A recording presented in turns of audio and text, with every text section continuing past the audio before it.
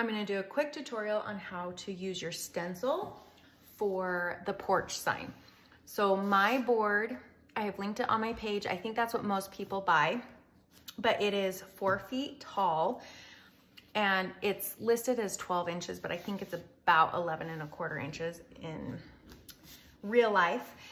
So for this design, you need to have a board that is minimum that size, just because everything is packed in so tight. So if it's wider, you're totally fine, but just make sure it's at least that wide and that long. So the first stencil you're gonna use is the smallest one, the one with the greenery cut out. So the greenery is kind of hanging down, so make sure that you position it that way. And you are going to line it up with the top of your board. If your board, it should hit the edges of your board if you bought the same one as I did, but if yours is wider, just make sure you have an equal amount of space on both sides, just so that everything looks centered as it's coming down. And then I'm going to get my greenery.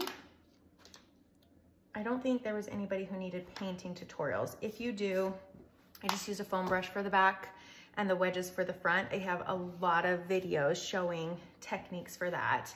And of course, you can reach out with any questions. So I'm just going to use my tweezers.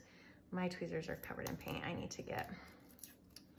probably need to get new ones. These ones are probably close to 10 years old. And then make sure that you don't get any cardboard stuck underneath. I don't press mine down super hard until the very end when I lift everything up, just because I want to make sure that I don't get anything stuck under there.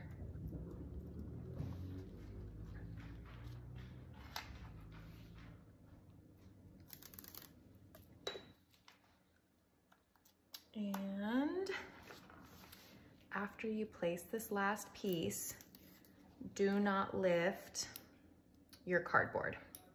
So if you're working faster than me, leave it down because it acts as a spacer for your next one, which is the one that says hello, because it's going to say, oh, hello.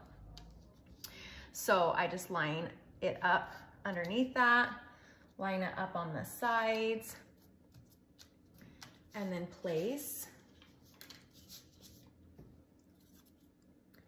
We'll do the hello down.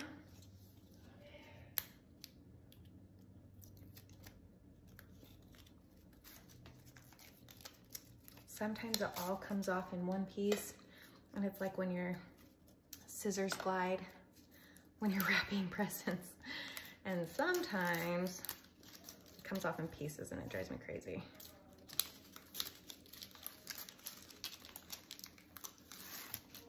Okay. So I'm gonna double check because I want to say the sides are the most important so that it doesn't look like it's coming down your board on an angle.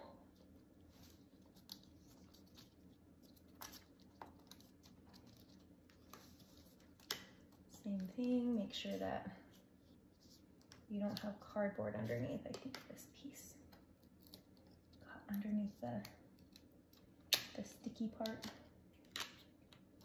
There we go. Okay. I'm just gonna press it down lightly and then do these pieces. I'm just gonna show you up to this point and then show you how I remove. I won't show you the last piece because it's kind of off camera anyways.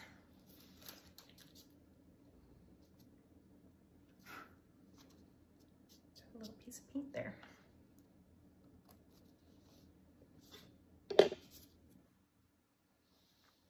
Just a reminder that these are made out of wood. They are not waterproof, so you will either need to waterproof them yourself or highly recommend only displaying them like under a covered patio. Okay, then what you would do is you place this last stencil directly underneath this one. Make sure that it's even on the sides, same thing. And then when you're ready, so I just gently, because I didn't press everything down super hard because just in case I got cardboard stuck under it, I just want to gently lift up on each piece so I'm not lifting.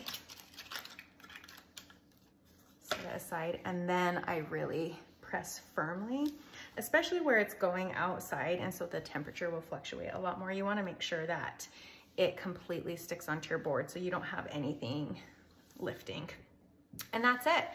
I'm going to finish my pieces. And if you're like on this one, for instance, this board, there's a little bit, if you can, let me try to move this. There's a little gap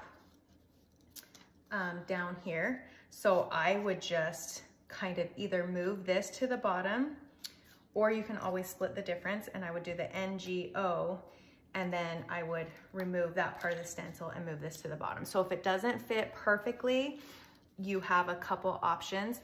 I think it's more important to have the greenery touching the bottom for my sign, but you can make that decision. So please reach out and let me know if you have any questions.